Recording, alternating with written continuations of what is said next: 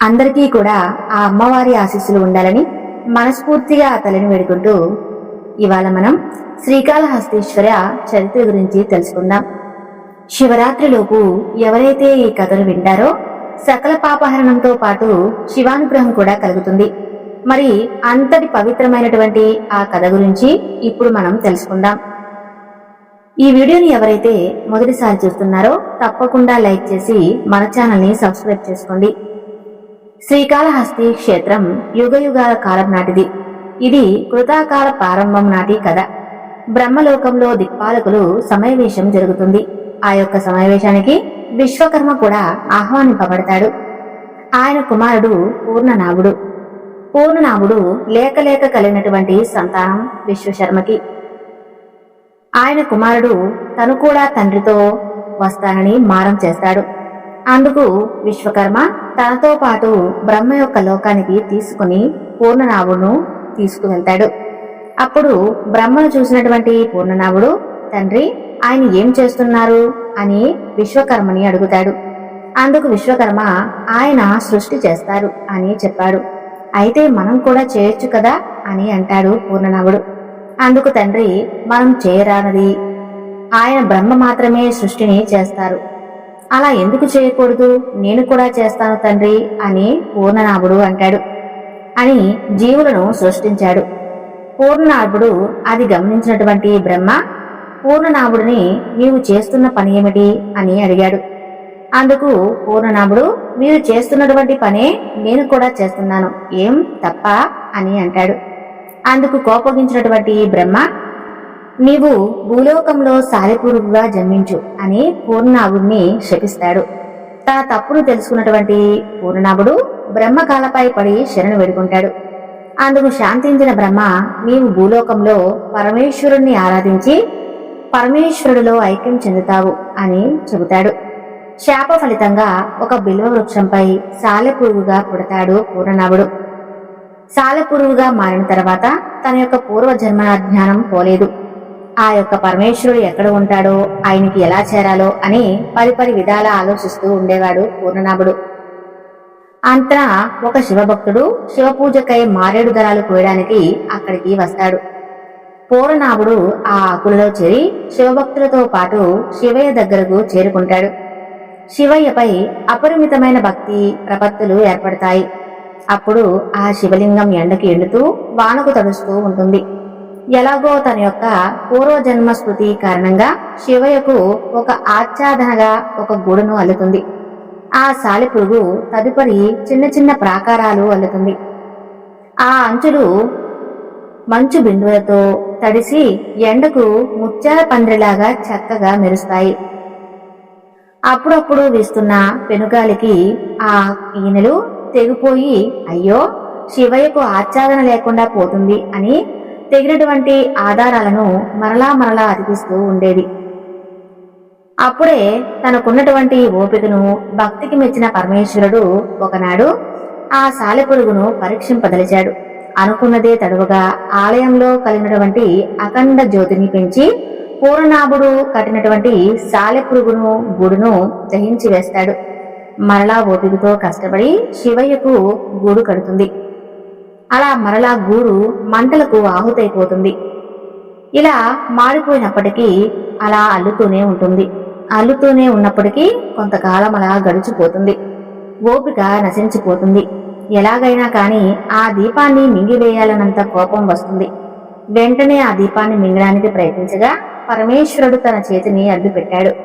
పూర్ణనాభా, ఆగు, నీ భక్తికి నేనెంతో సంతోషించాను అని అంటూ ఆయన అక్కడ ప్రత్యక్షమవుతాడు. పూర్ణనాభుడు పరమేశ్వరుణ్ణి దర్శించగానే తన యొక్క పూర్వరూపం వచ్చి తనకు ముక్తి ప్రసాదించమని, తన పేరు కూడా చిరస్థాయిగా ఉండేలాగా వరాన్ని కోరుకుంటాడు. అందుకు సంతోషించిన పరమేశ్వరుడు సరే అని పూర్ణనాభుడిని తనలో ఐక్యం చేసుకుంటాడు. సాలెపురుగు స్త్రీ అని కూడా పిలుస్తారు. ఈ రకంగా కృతాయుగంలో కీలకమైనటువంటి సాలెపురుగు కరుణించి కటాక్షించినటువంటి పరమేశ్వరునుకు మనం కూడా శంభో శంకర, హరహర మహాదేవ, శంభో భక్త శివశంకర అని మనసులో జేజేలు పలుకుందాం. శివుడి యొక్క అనుగ్రహం మనందరిపై ఉంటుంది. ఆ తర్వాత కృతాయుగం గడిచిపోతుంది. త్రేతాయుగం మొదలై చివరి దశకు చేరుతుంది. అప్పుడు కాలుడు అనేటువంటి మతోన్మాది ఉండేవాడు. అతను ఒక శివరాత్రి పర్వదినాన శివ ఆరాధన చేయకుండా శివభక్తులను పరిహాసం చేస్తూ ఉండేవాడు. పరమ దయామయుడు పరమేశ్వరుడు తనను దూషించినా పట్టించుకోడు, కాని తన భక్తులని పరిహాసం చేస్తే మాత్రం ఆయన ఒప్పుకోడు. అప్పుడు సాంబశివుడు కాలుడిని రప్పించి తన భక్తులను దూషించిన కారణంగా నీవు పాడులోకమైనటువంటి పాతాళలోకంలో జన్మించమని శపించాడు. కాలుడు తన తప్పును గ్రహించి పశ్చాత్తాపం చెంది పరమేశ్వరుని కాలిపై పడి తన తప్పును మన్నించమని కోరుకుంటాడు. అందుకు ప్రసన్నుడైనటువంటి పరమేశ్వరుడు, నీవు పాతాళలోకంలో సర్పంగా జన్మించి నన్ను సేవించు నాయనా. నా యొక్క సాహిత్యాన్ని పొంది ఆ తర్వాత శాప ఫలితంగా కాలుడు పాతాళలోకంలో జన్మించాడు. రాణులతో చక్కగా అనుభవిస్తూ సుఖంగా ఉండేవాడు. అలా కొంతకాలానికి అతని యొక్క పూర్వజన్మలో జరిగినటువంటి సంఘటన అంతా కూడా గుర్తుకు వస్తుంది. అతను శివయ్యని వెతుకుంటూ గజకారణం చేరుకుంటాడు. వెతకపోయినటువంటి తీగ కాలికి తగిలింది అన్నట్టుగా ఒక చెట్టు కింద శివలింగాన్ని చూస్తాడు. వెంటనే అతనికి కర్తవ్యం బోధపడుతుంది. ప్రతిరోజు కూడా 5 గంటలకు నిద్రలేచి విలువైనటువంటి రత్నాలను, మణులను, మాణిక్యాలను తెచ్చి శివయ్యకు పూజ చేస్తూ ఉండేవాడు. అలా ఉండగా ద్వాపర కాలం మొదలవుతుంది. కైలాసంలోని ప్రమద గణాలలో హస్తి అనేటువంటి ఒక అతడు ఉండేవాడు. అతను పరమ దరిద్రుడు. అతను పరమశివుని దర్శనం చేసుకోవాలని బయలుదేరుతాడు. అక్కడ ఉన్నటువంటి ద్వారపాలకులను అడ్డగించి శివుడు, పార్వతి ఏకాంత సమయంలో ఉన్నారు, వారు దర్శించుకోవడం ఇప్పుడు కుదరదు అని చెబుతారు ద్వారపాలకులు. వారి మాటలు కూడా లెక్క చేయకుండా శివపార్వతుల యొక్క ఏకాంతంలో ఉండగా దర్శించుకుంటాడు. ఆగ్రహించినటువంటి శంకరుడు హస్తిని వినయ విధేయతులు లేనటువంటి కారణంగా భూలోకంలో మదపుటేనుగులా పుట్టమని శపిస్తాడు. శివుని యొక్క శాపం కారణంగా హస్తి మదపుటేనుగుడై భూలోకంలో జన్మించింది. ఒకరోజు ఆ మదపుటేనుగు విహారం చేస్తూ గజకాలంలోని శివలింగాన్ని చూస్తుంది. అప్పుడు తన యొక్క గత స్మృతులన్నీ గుర్తుకు వస్తాయి. ఆనందంతో పరవశించిపోతుంది. శివయ్య మీద భక్తి ప్రపత్తులు పుట్టుకొస్తాయి. వెంటనే తాను స్నానం చేసి తొండం నిండుగా నీరు నింపుకొస్తుంది. చుట్టుపక్కల ఉన్నటువంటి మారేడు దళాలను సేకరిస్తుంది. పూలు, అల్లికలను అన్నిటినీ తీసుకొని వస్తుంది.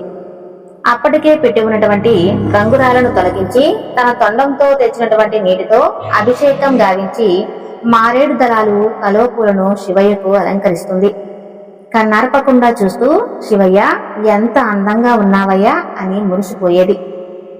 అలా మురిసిపోయి రేపు వస్తానని అంటూ వెళ్లిపోయింది. మరునాడు తెల్లవారింది. కాలుడు నిద్రలేచి శివయ్యను చేరుకుంటాడు. తాను పూజించిన రాసులు, మనులు అన్నీ నేలపాలు ఉండటం గమనిస్తుంది. లింగంపై ఆకులు, అలమలు, ముళ్ళు ఉండటం గమనిస్తుంది. తనకు మనసు కలత చెందుతుంది. తాను ఎన్నో విలువైనటువంటి మణిమాణిక్యాలు ఉంచితే ఎవరో గిట్టినవాడు వాటిని తొలగించి చెత్తను తీసుకువచ్చి పెట్టాడు అని అనుకుంటుంది. కాలుడు ఆ చెత్తను తొలగించి తను తెచ్చిన మణిమాణిక్యాలు అలాగే పచ్చలు తెచ్చి చక్కగా అలంకరిస్తుంది. అప్పుడే సూర్యోదయం కావడంతో సూర్యుడి కిరణాల కారణంగా శివలింగం వివిధ రంగులతో మెరిసిపోతుంది. రంగుల కాంతిలో ఎంతో సుందరంగా ఉన్నాడు నా పరమేశ్వరుడు అని సంతోషిస్తుంది. మరుసటి రోజున ఏనుగు వచ్చి చూస్తుంది. తాను శుభ్రంగా అభిషేకం చేసి మారేడు దళాలు, కల్వపూలతో పూజ చేస్తే ఎవరో దుర్మార్గుడు వాటిని తొలగించి రాళ్ళు, రప్పలు తెచ్చి పెడుతున్నాడు అని ఎంతో బాధపడుతుంది. వెళ్లి మారేడు దళాలు, ఎర్రని కలువపూలు తెచ్చి మరలా అభిషేకం చేసి పూజ చేసుకుంటుంది. అలా రోజులు గడుస్తూ ఉంటాయి. ఏనుగు, పాము యొక్క పూజలో ఏమాత్రం మార్పు రాలేదు. పాము, ఏమయ్యా, నీకు నేను తెచ్చినటువంటి అమూల్యమైనటువంటి ఈ మనుల కంటే ఆ చెత్త ఎక్కువైపోయిందా? నా పూజ నీకు నచ్చలేదా? నా పూజ నీకు వ్యర్థమైపోయింది కదూ? శివయ్య, నా పూజ నీకు నచ్చలేదా? ఆ దుర్మార్గుడి చెత్త ఎక్కువైపోయిందా అని పరిపరి విధాలా బాధపడింది. ఎలాగైనా కాని ఆ దుర్మార్గుడిని అంతు చూడాల్సిందే. ఆ తర్వాతే నా పగ చల్లారుతుంది అని ఇంటికి చేరుకుంటుంది. పాము పగతో తల్లడిల్లిపోయింది. ఆ రాత్రంతా కూడా పాముకు కోపం కారణంగా నిద్ర కూడా పోలేదు. రాణి తెచ్చినటువంటి పాలు సైతం తృణకరించింది. అలా ఉండగా పాము వెళ్ళినటువంటి కొంతసేపటికి ఏనుగు రానే వచ్చింది. తన మనసు కోపంతో కుతకుతలాడిపోయింది. అది కూడా శివయ్యను నిలదీసింది. నీకు ఈ నల్లటి రాళ్ళు ఎర్రటి రాళ్ళు ఎక్కువైపోయాయా? ఎవరో రాళ్ళు పెట్టి పూజిస్తుంటే అసలు నువ్వు ఎలా ఊరుకున్నావయ్యా? అవునులే, నేను శుచిగా శుభ్రంగా తెచ్చి అభిషేకం చేయిస్తుంటే మంచి పువ్వులు నీకిష్టమని మారేడు దళాలు తెచ్చి మరీ పూజిస్తూ ఉన్నాను. నా పూజ కూడా వాడెవడో తెచ్చిపెట్టిన రాళ్ళు ఎక్కువైపోయాయి కదూ అని పరిపరి విధాలా దూషిస్తుంది. నేను ఎలాగైనా సరే ఆ దుష్టుని కనిపెట్టి అంతం చేస్తానని ప్రతిజ్ఞ చేసి వెళ్లిపోయింది. ఎప్పుడెప్పుడు తెల్లవారుతుందా అని పాము ఏనుగు ఎదురు చూస్తూ ఉన్నాయి. ఆ తర్వాత తెల్లవారింది. ఎప్పటిలాగానే తన శత్రువు పని పడదామని ఏనుగు, తన శత్రువుని ఎలాగైనా సరే యమపురికి పంపించాలని పాము, ఇద్దరూ కూడా పరమేశ్వరుని చెంతకు చేరుకుంటారు. శివుడిపై వేసినటువంటి మారేడు దళాలలో చిన్నగా మారిపోయి దాక్కుంటుంది ఆ పాము. ఏనుగు నెమ్మదిగా అడుగులో అడుగు వేసుకుంటూ శివలింగాన్ని చూస్తుంది. నిన్న తాను తెచ్చినటువంటి పూజకు తెచ్చినటువంటి పువ్వులు అలాగే ఉండటం చూసి ఎంతో సంతోషిస్తుంది. తన శత్రువు రాలేదు, భయపడి ఉంటాడు అనుకుంటుంది. వెంటనే అది మారేడు దళాలు, ఎర్ర కలువులు, తెల్ల కలువులు, పూలు కోసుకొచ్చింది. ఆడ ఏనుగు తన వెంట రాకపోయినా తన యొక్క మదనతాపం తీరిపోయింది. తామర తుండు తినకపోయినా తన ఆకలి కూడా పోయింది. మనసు ఆనందలోకాల్లో విహరిస్తుంది. తను పూజ చేయడానికి పూనుకుంది. నిన్నటి పూలు ఆకులు తొలగించడానికి సిద్ధమైంది. తొండాన్ని పానవట్టం పైకి పోషించింది. అదే అదునుగా ఎదురు చూస్తున్నటువంటి ఆ పాము దొరికాడు దొరికాడు అంటూ ఆ తొండంలోకి దూరిపోయింది. ఏనుగు అది గమనించేలోగా తలలోకి దూరిపోయింది. ఆ పాము అనుకోని సంఘటనకు భీతిలినటువంటి ఏనుగు దిక్కులు పిక్కటిల్లేలా గీంకారం చేసింది. ఆ శబ్దానికి అరణ్యంలో ఉన్నటువంటి జంతువులన్నీ కలవరపడ్డాయి. దిక్కు తోచక తలో దిక్కున పరుగెత్తాయి. ఆ బాధను భరించలేక ఏనుగు కనబడినటువంటి చెట్టుకు తన తొండాన్ని తలను బాదుకుంటుంది. అయినా కూడా నొప్పి తగ్గలేదు. తను ఆ బాధ భరించలేక చావటం ఖాయం, నేను చచ్చినా కూడా పాము మాత్రం ఎట్టి పరిస్థితుల్లోనూ బతకకూడదు అని తన తొండాన్ని మెలిపెట్టింది. వెంటనే తన పక్కనే ఉన్నటువంటి పెద్ద బండకేసి తల బాదుకోసాగింది. ఆ ఘటనకు లోపల ఉన్నటువంటి పాము చనిపోయింది. ఏనుగు తల పగిలి రక్తం మడుగులో పడిపోయింది. ఉత్తరాక్షణంలో పార్వతీ పరమేశ్వరులు ప్రత్యక్షమవుతారు. వారిని ఆశీర్వదించారు. అవి రెండూ కూడా ప్రవర్తనాలుగా మారిపోయాయి. ఆ ప్రమదగణాలు శివపార్వతులను ఎన్నో రీతులుగా స్తుతించారు. స్వామి, మా ఈ జన్మలు చాలు, నీలో ఐక్యం చెందాలి, మా పేరు స్థిరస్థాయిగా నిలిచిపోయే విధంగా చేయండి అని ప్రార్థిస్తారు. అందుకు సంతోషించిన పరమేశ్వరుడు అలాగే అంటాడు.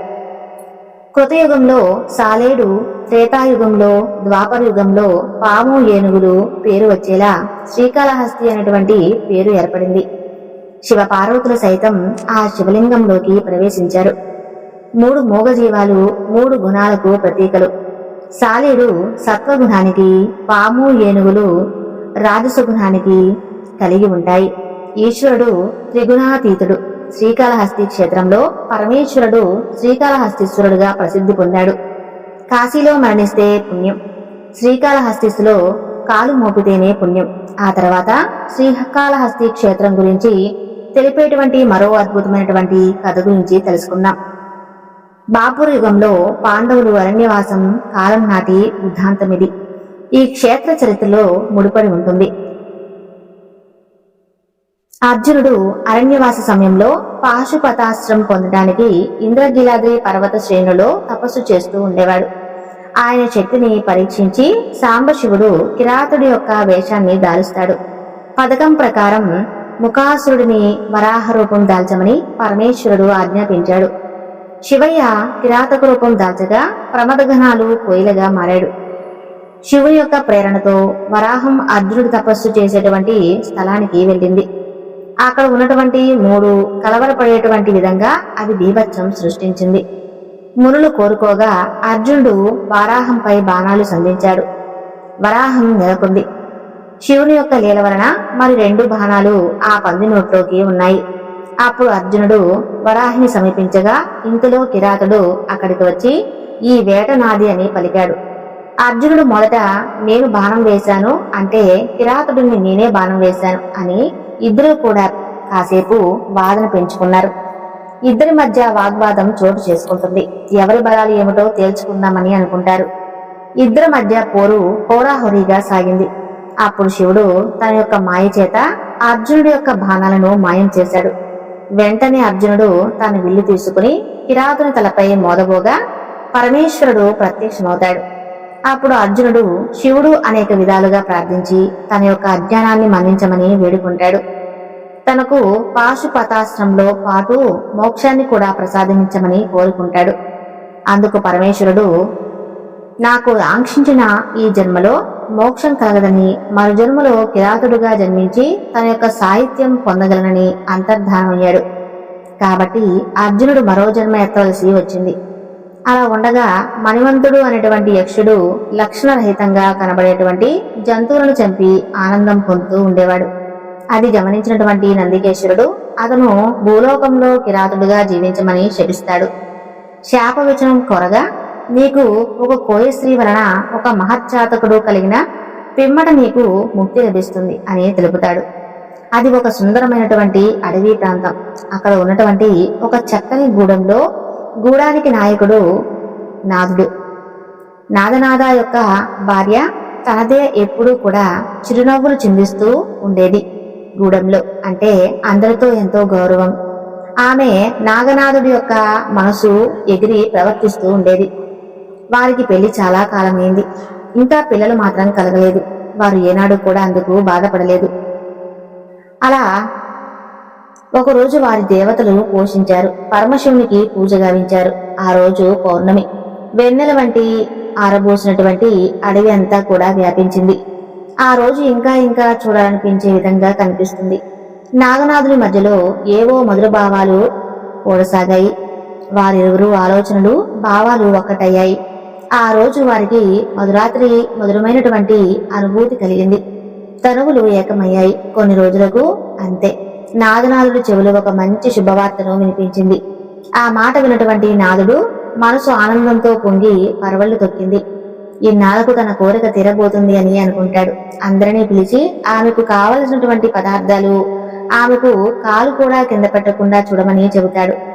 తండ్రి ముఖం రోజు రోజుకు వెలిగిపోతూ ఉండేది. ఆమె శరీరం ఎన్నో మార్పులు చేర్పులు వచ్చాయి. నాదనాథుడు స్వయంగా తానే వేటకు వెళ్లి అనేక రకాలైనటువంటి జంతువులను వేటాడేవాడు. పుట్టతేనెను తెచ్చేవాడు. తనకిష్టమైనటువంటి వంటలు చేయించి పెట్టాడు. వారు ప్రేమకు గుర్తుగా ఒక మంచి శుభదినాన పండంటి మగబిడ్డను ప్రసవించింది. గూడెమంతా కూడా ఆనందంతో నిండిపోయింది. పండుగ వాతావరణం నెలకొంది. పుట్టిన బిడ్డడు దేదీప్యమానంగా వెలుగొందుతూ ఉన్నాడు. ఆ పిల్లవాడిని తిన్నడు అనేటువంటి పేరును పెట్టుకున్నారు. లేక లేక పుట్టినటువంటి పెట్టినందున అందరూ కూడా అల్లారు ముద్దుగా చూసుకుంటూ ఉండేవారు. పిల్లవాడికి బొమ్మ విల్లు బాణాలతో విలువిద్య నేర్పిస్తూ ఉండేవారు. కానీ తిన్నడు గురి మాత్రం ఎప్పుడూ తప్పేది కాదు. వాటితోనే తిన్నడు ఎగిరేటువంటి పక్షులను కూడా కొట్టేవాడు. తిన్నడు గురికి తల్లిదండ్రులు ఎంతో ఆశ్చర్యపడిపోయేవారు. తను 7 పిల్లలతో జతకట్టి నాయకత్వ లక్షణాలు ప్రదర్శించేవాడు. తిన్నడు దినదిన ప్రవర్తమానవుతూ యుక్త వయసులోకి అడుగు పెట్టాడు. తండ్రి కొడుకును పెళ్లి చేసుకోమని అడుగుతాడు. ఏమీ చెప్పలేక మౌనంగా ఉండిపోయాడు. అలా చిన్నతనంలోనే విలువిద్యను గమనించినటువంటి పెద్దలు ఆ పిల్లవాడు దేవుని పాలవుతాడే గాని తల్లిదండ్రులకు దక్కేవాడు కాదు అని చెప్పుకునేవారు. ఆ వాడంతా కూడా ఎంతో నేర్పును సాధించాడు. తిన్నడు బోయలు నాది వద్దకు వెళ్లి తిన్నడికి వేటా పద్ధతులు నేర్పాలని చెప్పారు. బోయగూడెంలో కాట్రేని జాతర జరుగుతూ ఉండేది. కాట్రేనిలోని అంటే ఆ గూడెం దేవత మొదలు పెట్టాలన్నా అక్కడ జాతర జరగాల్సిందే. నాదనాథుడు జాతరకు చాటింపు వేయించాడు. ఈ రోజు జాతరకు అందరూ కూడా సిద్ధమయ్యారు.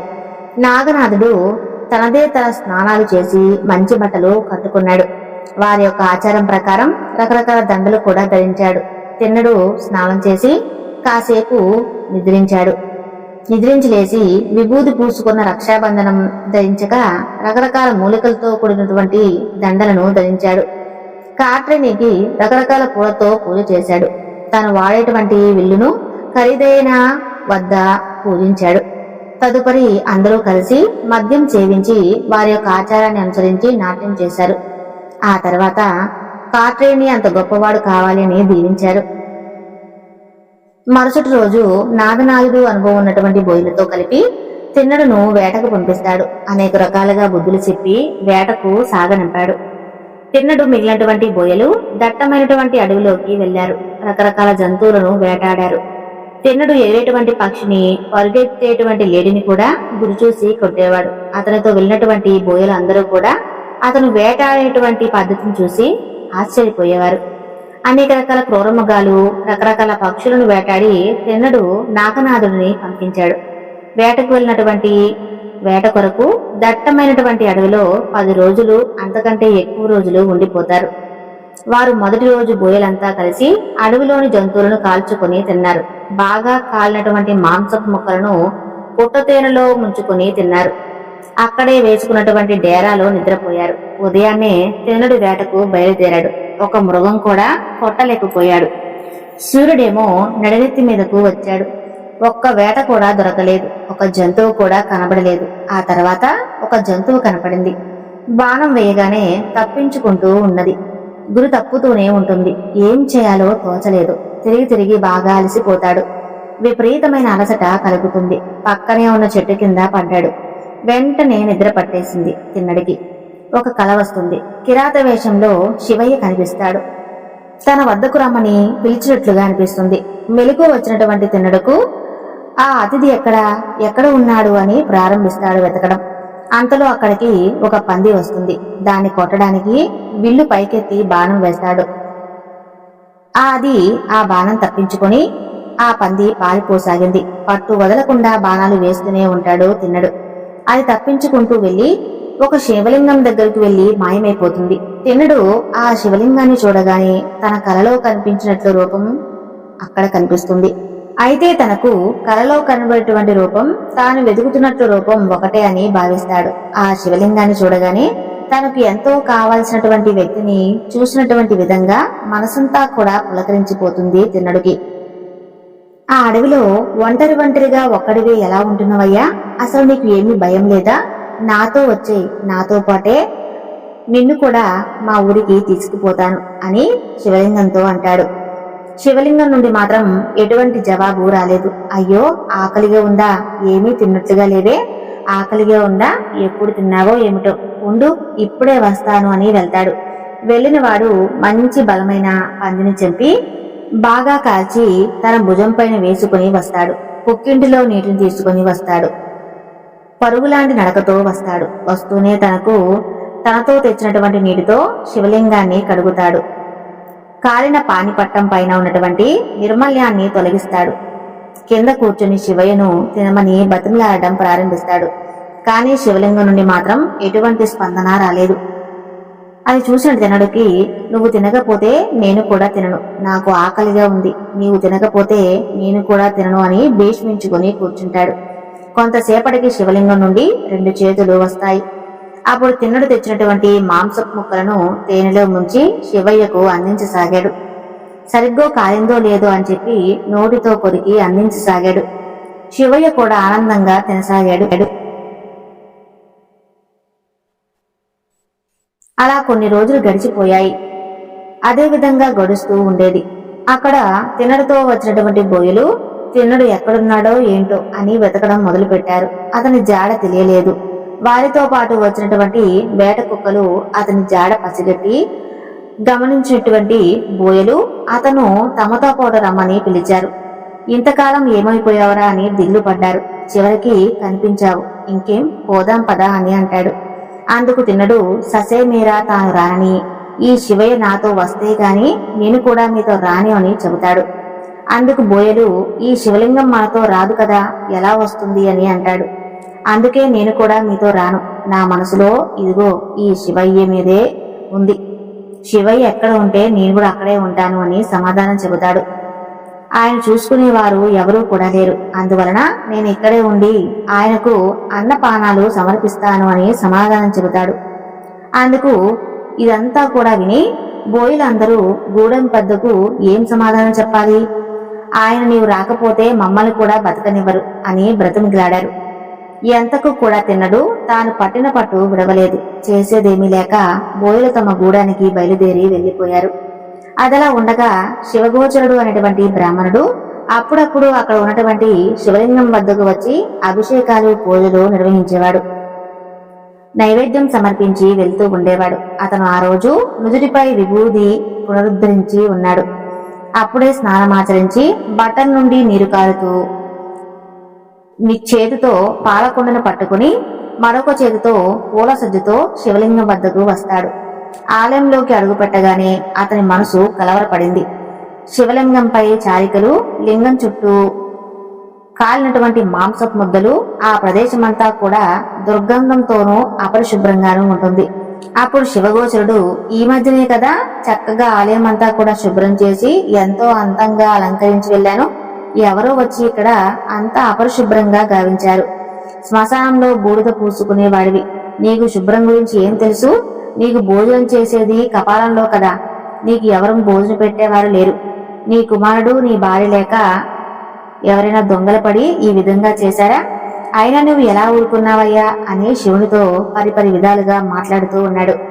అందుకు ప్రసన్నుడైనటువంటి పరమేశ్వరుడు ఆశ్చర్యంతో ఆ శరీరవాణితో, ఓ శివగోచర, నీలాగా వేదాలు కాని పూజలు కాని నేనెటువంటివి ఒక బోయవాడు తన యొక్క మూఢ భక్తితో నన్ను సేవిస్తూ ఉన్నాడు. అతని భక్తికి సంతోషించి నేను ఇలా చేయాల్సి వచ్చింది. అదిగో అతను వచ్చే వేళ అయింది, నీవు కాసేపు నా వెనక వైపు దాగి ఆయన చేస్తున్నదంతా కూడా గమనిస్తూ ఉండు అని తెలిపాడు. అందుకు సరే అని ఈ గోచరుడు వెనక్కి వెళ్లి దాక్కుంటాడు.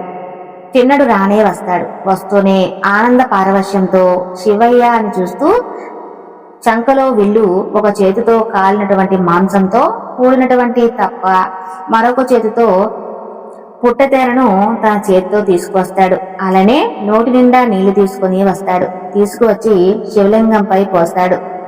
శివగోచరుడు ఆ దృశ్యాన్ని చూసి మనసులో అసహనం కలుగుతుంది. వెంటనే శివయ్య అతని చెవిలో, ఆగు, అప్పుడేమైంది, ఇంకా చూస్తూ ఉండు అని హెచ్చరిస్తాడు శివయ్య. కాలితో పడి ఉన్నటువంటి దుమ్ముని తొలగిస్తాడు. శివగోచరుడు ఇదంతా చూసి తన మనసు కలత చెందుతాడు. తిన్నడు తెచ్చినటువంటి మాంసం ముక్కలు తేనెలో ముంచి శివయ్యను తినమని బ్రతిమలాడుతూ అందిస్తాడు. శివగోచరుడు తన మనసులో, వీడి దుంపతెగ, ఎంతకాలం శివయ్యకు మాంసం ముక్కలు పెడుతుంది వీడేనా అని అనుకుంటాడు. అప్పుడు శివయ్య వాటిని స్వీకరించలేదు.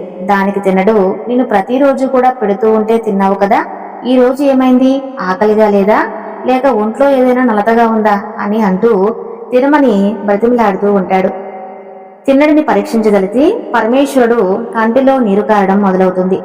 అది గమనించినటువంటి తిన్నడు, అందుకని ఆహారం తీసుకోవటం లేదా అని పరుగులాంటి నడకతో బయటకు వెళ్లి తనకు తెలిసినటువంటి ఆకుపసర్లు, మూలికలు తెచ్చి శివ కంటిలో పోస్తాడు.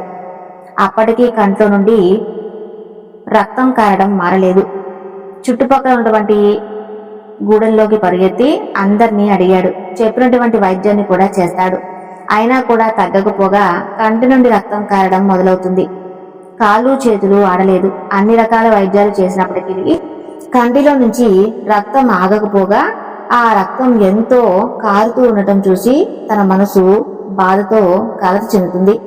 నేను చేసినటువంటి వైద్యం వికటించి నీకు ఇంకా బాధ కలిగించాను. అందుకు ఒకటే ఉపాయం, కంటికి కన్నే మందు. కాబట్టి నా కంటిని శివయ్యకు అమర్చాడు. అప్పుడు శివకంటి నుండి ఆ రక్తం కారడం ఆగిపోయింది. తిన్నడు యొక్క ఆనందానికి అవధులు లేకుండా పోయాయి. కానీ ఆ ఆనందం ఎంతోసేపు ఆగలేదు. మరొక కంటి నుండి రక్తం కారడం మొదలైంది.